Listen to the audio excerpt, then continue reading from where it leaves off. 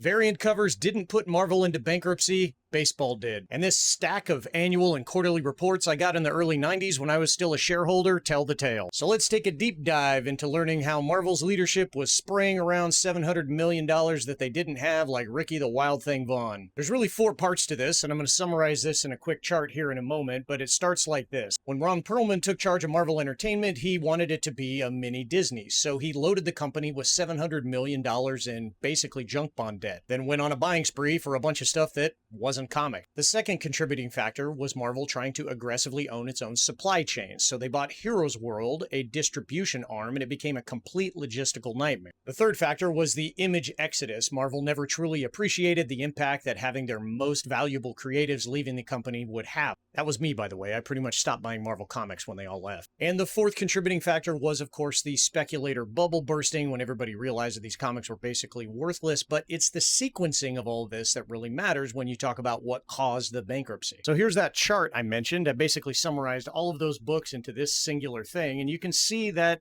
the comics business at Marvel was 70% in 1991. It ended up at 17% by the time it was all said and done and they entered bankruptcy. And at the same time, the comics was becoming less and less a part of the business, there was other crap that was growing into it, including baseball cards, stickers, toys, and then of course licensing. Now let's look at the key events that all came together to create this nightmare for Marvel. The first thing you had was of course the variant boom, the image exodus. They took on a ton of debt to buy Fleer sports cards, which was their major bet.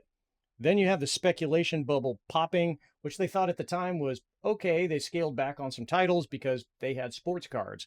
And then they ran headlong into the Major League Baseball strike. And for those of you that are not old enough to remember, in 1994, when that baseball strike happened, Americans were really well and truly pissed at baseball. It was not a popular sport, and some thought it might actually die. And at the same time the strike was happening, they bought Panini, a sticker company. So needless to say, that's bad news for Marvel, who had decreased comics to 17% of their business and made up for it with all of this other stuff that was basically in the toilet with no hope of recovery. So while the spec bubble collapsing was obviously not great and bad for business, they could have weathered that storm had they not made a whole other bucket load of bad decisions along the way.